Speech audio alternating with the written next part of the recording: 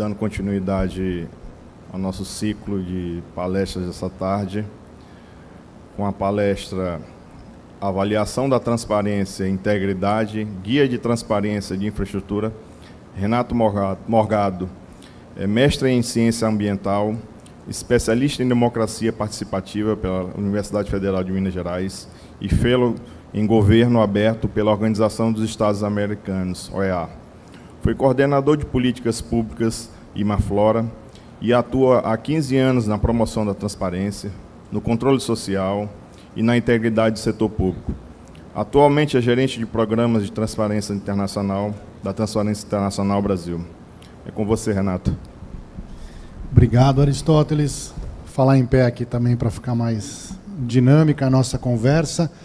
Queria agradecer muito o IBRAOP pelo convite. A minha colega Amanda já falou ontem, né, sobre os procedimentos. É um prazer compartilhar a mesa aqui com Alexandre, Gabriel e Aristóteles, que coordenou essa mesa de forma muito diligente. Dei um susto nele, porque cheguei em cima da hora, né, Aristóteles, mas deu tudo certo.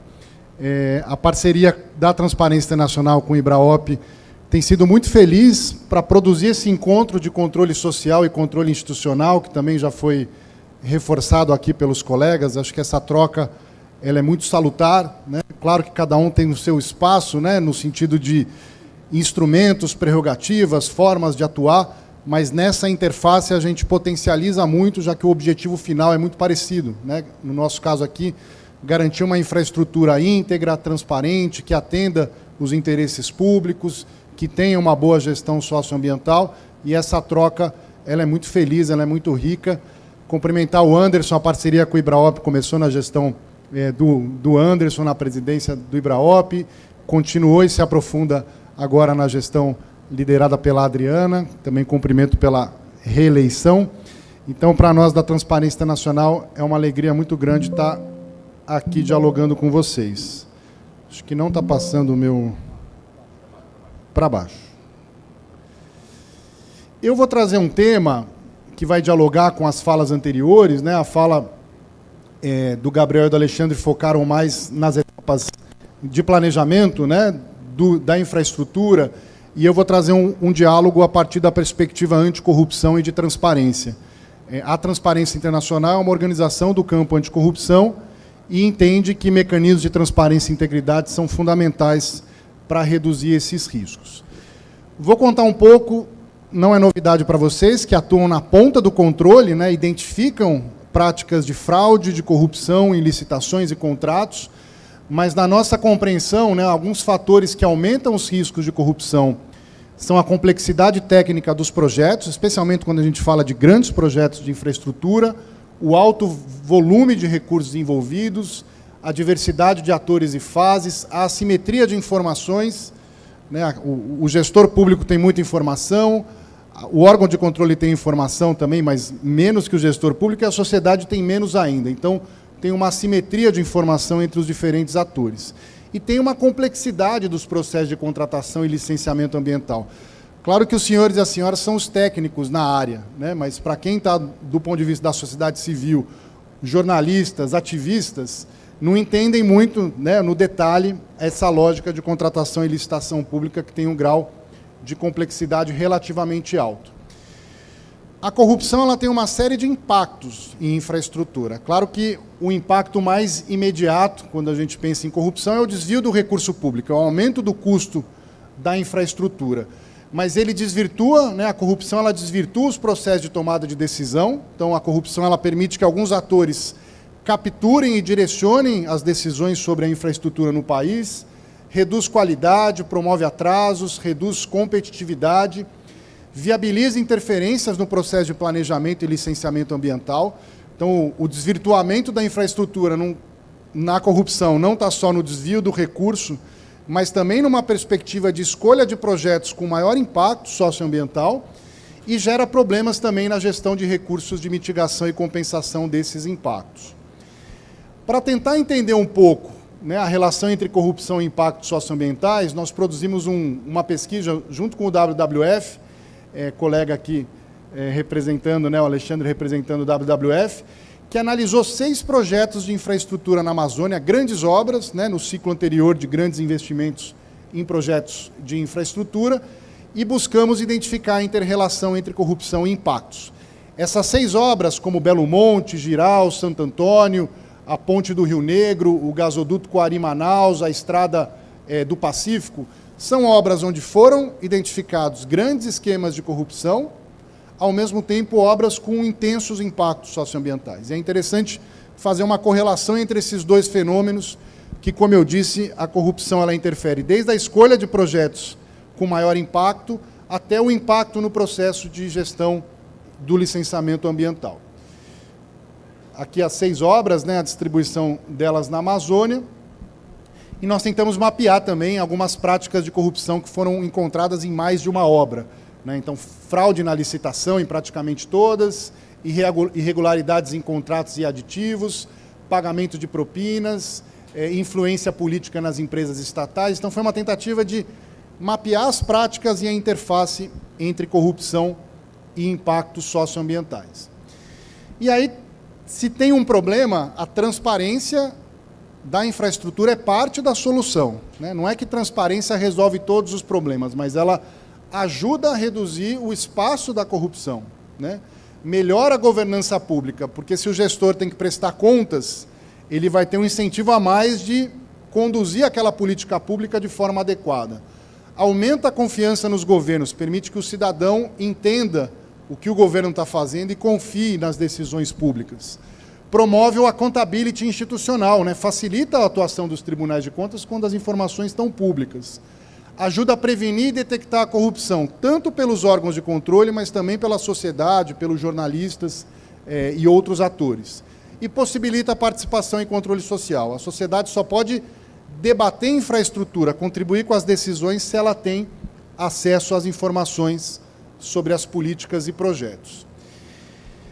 Se é importante ter transparência, as instituições públicas elas são transparentes em infraestrutura, né? As informações sobre os projetos, os contratos e as licitações, elas estão disponíveis.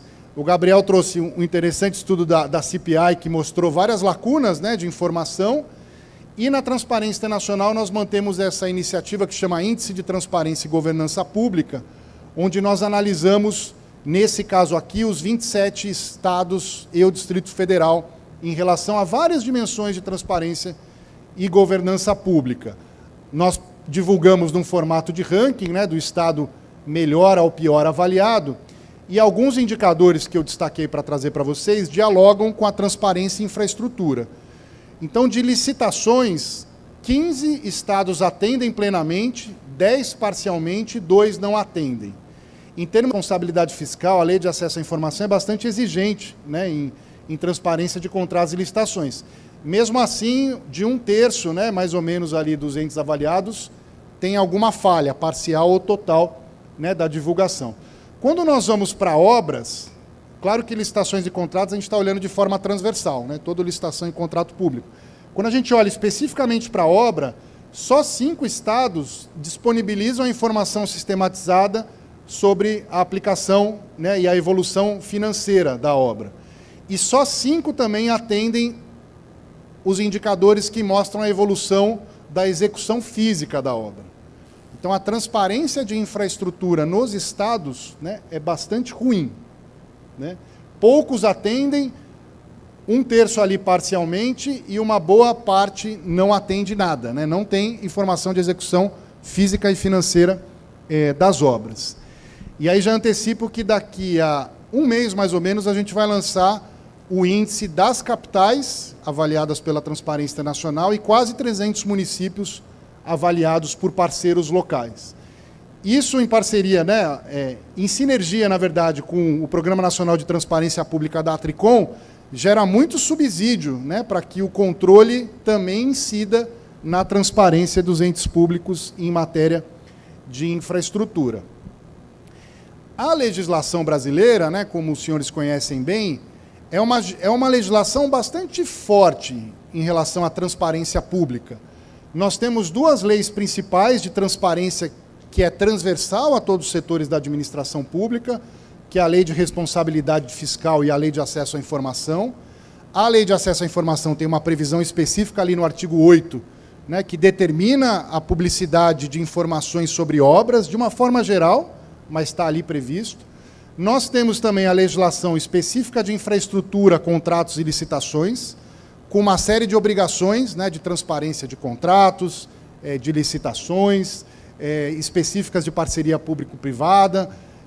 Então, essas são leis que trazem, né, também diretamente essas determinações. E leis nacionais, como a Política Nacional do Meio Ambiente, a Lei de Transparência Ambiental ou resoluções do CONAMA, que determinam a transparência do processo de licenciamento ambiental, que também é uma dimensão do planejamento e da implementação de infraestrutura. Então, legislação, nós estamos bem cobertos, né? Não que não dá para melhorar, né? A Lei de Acesso à Informação, por exemplo, ela é mais genérica em relação à transparência de obras, mas nós temos uma legislação até robusta de transparência. Então, as obrigações legais estão aí. Quando a gente olha, né, o resultado do desempenho dos entes avaliados é um desempenho ainda ruim. Então, os tribunais de contas têm um papel tanto de controle da legalidade, né, esse papel mais tradicional do Tribunal de Contas, né, porque a lei não está sendo cumprida, né, em muitos entes avaliados, mas também tem um papel de fazer um controle indutor de boas práticas, né? Não necessariamente ali na sanção, numa lógica de sanção por irregularidades, mas também como indutor de boas práticas, e a legislação ela dá toda essa base para a atuação dos tribunais de contas. Nessa perspectiva de promover a transparência em infraestrutura, nós lançamos junto ao CONAS, em 2022, esse Guia de Transparência Ativa em Obras de Infraestrutura. Ele foi pensado, né, como um guia de orientação para controle interno, mas ele se aplica quase integralmente para controle externo. Então, vocês podem acessar, utilizar, já que ele traz ferramentas para isso, e eu vou apresentar para vocês. Quem aqui também, né, ou quiser divulgar para os seus colegas da área ambiental, ou quem aqui também atua na área ambiental, a gente também fez um guia muito parecido sobre transparência de gestão florestal e unidades de conservação. Então, temos esses dois guias, mas eu vou aprofundar um pouquinho, passar pelo guia de infraestrutura. O guia ele tem essa lógica, né, uma introdução, ele descreve as leis e normas que se aplicam na transparência em infraestrutura, que são aquelas que eu citei, traz diretrizes de transparência, categorias de informação que os órgãos de controle podem checar, né, se estão disponíveis ou não, bastante em sinergia, né, com os procedimentos, né, o procedimento específico que foi produzido com o IBRAOP. Tem uma sugestão de fluxo de controle, né, então etapas que o controle pode avançar para fazer o controle da transparência. E uma seção de exemplos e boas práticas. Na questão das diretrizes, qual que é a lógica aqui, né, e que a gente segue, né, quando a gente reflete sobre transparência? Transparência pública não pode ser um amontoado de informações técnicas difíceis de serem acessadas e compreendidas pelo cidadão. Então, transparência não é eu fazer um checklist se todos os contratos, todas as licitações, todos os editais estão num site do poder público. Tem a forma como essa informação está disponibilizada, ela importa tanto quanto se a informação está disponível ou não. Especialmente porque a transparência ela tem que estar orientada ao cidadão. Né? O cidadão que vai acessar, ele não sabe o vocabulário técnico da administração pública nem da infraestrutura. Então, isso precisa estar traduzido ao cidadão. Então, quais são as diretrizes, né, de transparência que a gente apresenta no guia? Primeiro, a centralização das informações. Né? Muitas vezes, a informação sobre infraestrutura está dispersa em vários sites. A informação de contrato está num site, a informação da execução, quando existe, está em outro, da parte ambiental está num terceiro site, e aí o cidadão, ou vocês, como auditores, têm que sair caçando e juntando as peças para tentar ter uma compreensão global, né, das informações disponíveis. Tem que ter uma linguagem simples, que eu acabei de dizer, né, uma linguagem técnica da administração pública ou da engenharia não atende às necessidades do cidadão. Tem que ser disponibilizada por meios socioculturais adequados. O que isso significa? Se eu tenho uma comunidade afetada, a informação ela tem que chegar para essas pessoas da forma como elas acessam e consomem a informação. Não adianta chegar para uma comunidade tradicional afetada por uma obra e falar, pesquisa no site da Secretaria de Obras. né? Tem que ter um meio sociocultural que aquela informação seja acessível e circule naqueles territórios, né, para as pessoas que consomem informações a partir dos seus meios, né? Os dados abertos, né, então um formato que permita eu fazer o download, cruzar informações, né, para eu processar essas informações, gerar análises, alertas de eventuais fraudes, né? Hoje a gente está indo para um passo além dos dados abertos, que é a inteligência artificial, que muitos tribunais passam a utilizar também, mas o formato tem que estar aberto, né? Mesmo que eu crie ali um boot, né? Algum mecanismo de inteligência artificial que vai raspar e analisar os dados, eles têm que estar num formato que permita.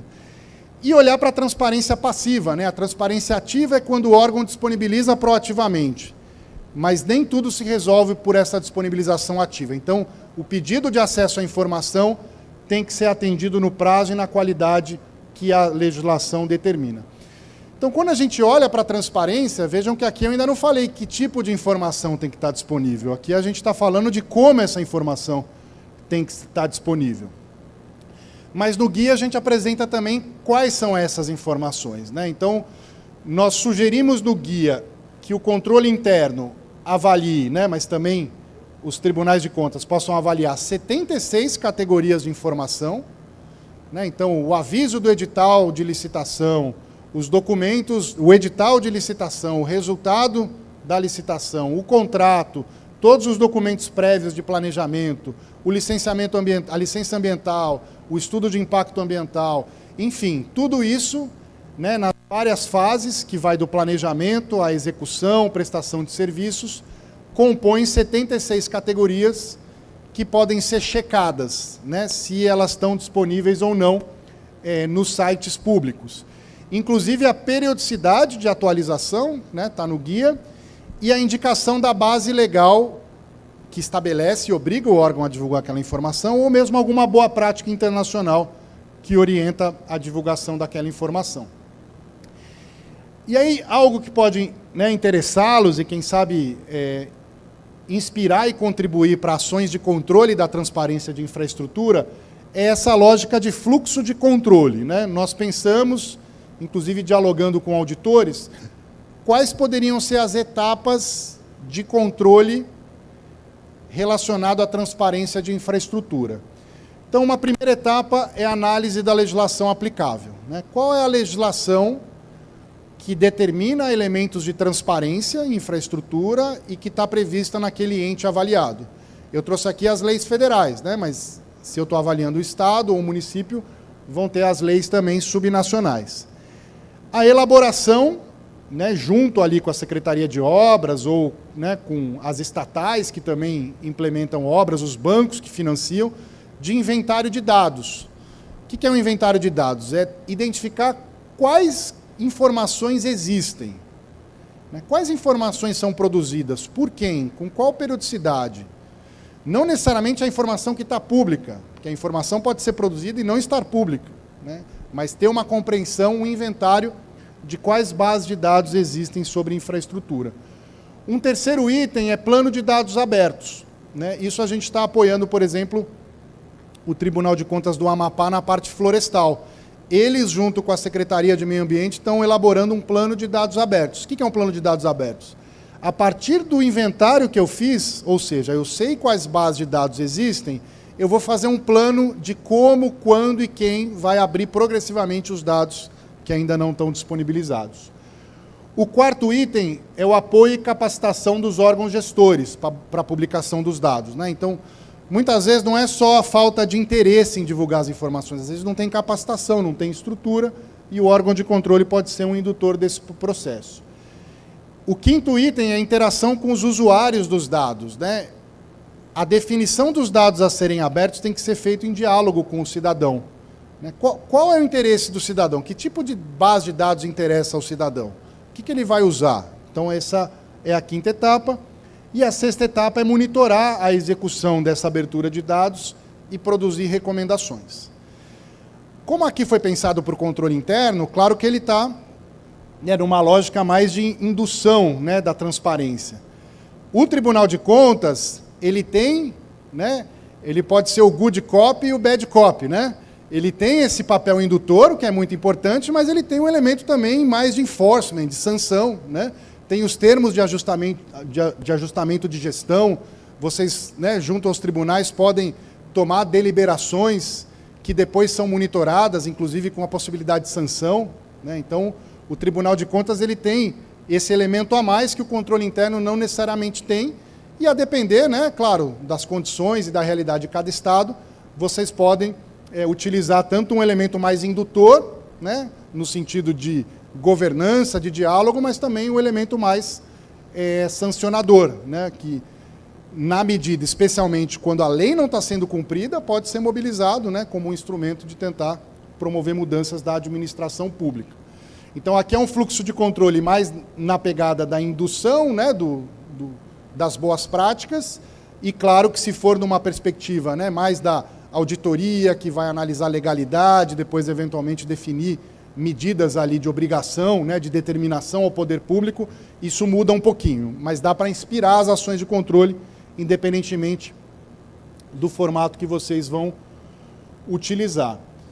E o guia ele termina com alguns exemplos, né, de fomento à transparência. Então a gente traz alguns portais de transparência de infraestrutura, né, algumas iniciativas internacionais como a COST, que é uma iniciativa voltada à promoção da transparência, que pode ser também elemento que inspire as ações dos tribunais de contas, né? Os tribunais de contas eles podem, inclusive, produzir portais de transparência de obras públicas na medida que tem o poder também de requisitar a informação à administração pública em determinado formato que alimente portais de transparência, né, do próprio Tribunal de Contas. Mas também, idealmente, a própria administração pública produz esses portais, né? É um pouco a reflexão sobre o PAC, por exemplo, né? Cabe ao governo federal produzir um portal de transparência adequado sobre a obra do PAC. Mas se o governo federal não produzir, entendemos que caberia até o TCU fazer isso, né? Ou determinar a existência, ou mesmo pegar as informações, né, que são produzidas pela administração pública e produzir portais de monitoramento nesse sentido. Então aqui é só um portal, né, de transparência do governo do Amazonas, que ilustra um pouco formatos, né, de transparência, onde o cidadão pode acessar.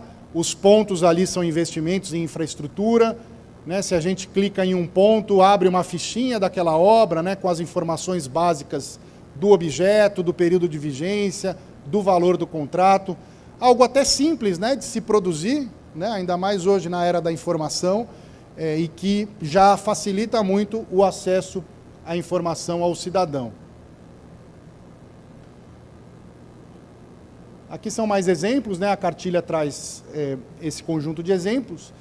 E nós produzimos um guia também para quem quiser divulgar, né, para organizações da sociedade civil, ativistas de controle social que vocês conheçam, um segundo guia chamado Infraestrutura Aberta, nesse caso direcionado para a sociedade civil, né? O primeiro é para órgãos de controle, esse segundo é para a sociedade civil. Então ele traz também orientações de como uma organização indivíduo da sociedade civil pode avaliar o desempenho de transparência de uma obra ou de uma política pública de infraestrutura, gerando também um índice com recomendações de como divulgar os resultados. Recomendamos que o resultado seja enviado aos órgãos de controle, seja divulgado para os meios de comunicação, nesse caso aqui fomentando o controle social da infraestrutura. Se eu não colocasse QR Code, a Amanda não deixaria eu ir embora do evento, mas só lembrando que a gente está circulando, né, junto com o IBRAOP, um questionário sobre o uso dos procedimentos gerais do IBRAOP, mas também os socioambientais, que têm sido produzidos, né, em parceria com a CPI, com o IEMA, com o ISA, para a gente entender mais se vocês conhecem esses procedimentos, se já utilizam nesse esforço, né, da transparência nacional, com os parceiros da sociedade civil e o IBRAOP, de produzir referências que possam estimular auditorias no campo socioambiental e também no campo de transparência e integridade pública. E, para finalizar, acho que nós temos um contexto que é bastante desafiador, né, no país e no mundo. Primeiro, um pouco a trajetória do Brasil, né? Nós tivemos uns ciclos anteriores de alto investimento em infraestrutura em grandes obras, né? E, claro, muitas delas relevantes para o desenvolvimento socioeconômico do país, mas algumas delas com alto impacto socioambiental. E várias delas com esquemas de corrupção, né, que depois foram reveladas por operações, né, do Ministério Público e da Polícia Federal. Então, grandes obras de infraestrutura são acompanhadas de potencial grande impacto socioambiental e de riscos de corrupção. No ciclo passado, né, o governo federal passou a investir menos em infraestrutura. Só que aí um outro fenômeno emergiu, que foi o fenômeno do chamado orçamento secreto, né, que nada mais é do que o aumento de emendas parlamentares que são pulverizadas em municípios. Então, a gente saiu de esquemas de grande corrupção para esquemas de corrupção pulverizada, por meio das emendas parlamentares. O contexto político atual, ele traz um desafio, porque a gente pode conviver com esses dois cenários, né? Porque o governo volta a investir em infraestrutura, né, anunciando o novo PAC, mas o esquema do Congresso de emendas parlamentares também continua muito alto, né? Então, isso traz um desafio enorme para o controle do TCU, claro, né, porque está olhando para verbas federais, mas também do controle dos estados e municípios, porque esses recursos eles são repassados, né? E um desafio transversal é das mudanças climáticas, né? Nós vimos a tragédia do Rio Grande do Sul, né? O que aconteceu no Rio Grande do Sul mostra que nós estamos falhando até aqui enquanto sociedade, né? Temos uma falha civilizatória que deve ser compartilhada por todos nós, né? Sociedade, administração pública, o próprio controle, né? Nós não conseguimos antecipar para minimizar os efeitos da mudança climática no estado do Rio Grande do Sul, assim como a seca no Amazonas, a seca no Pantanal, né? A intensificação das mudanças climáticas no semiárido brasileiro. Então, esse contexto, que dialoga muito com infraestrutura, né? O Alexandre comentou 80 bilhões para a reconstrução, né? E uma reconstrução que tem que ser rápida, ou seja, o controle vai ter que ser também mais ágil, o controle social e institucional. Então, nós temos um contexto extremamente desafiador do controle social e institucional, né? Os esquemas de corrupção eles não desaparecem, eles vão se reconfigurando no contexto atual, em grandes obras e na corrupção pulverizada, e um desafio transversal de mudanças climáticas, né? Isso deve nos levar à reflexão de que tipo de controle institucional e social devemos fazer, e esse diálogo que a gente está fazendo aqui oferece muitas soluções. Então, por enquanto é isso. Muito obrigado.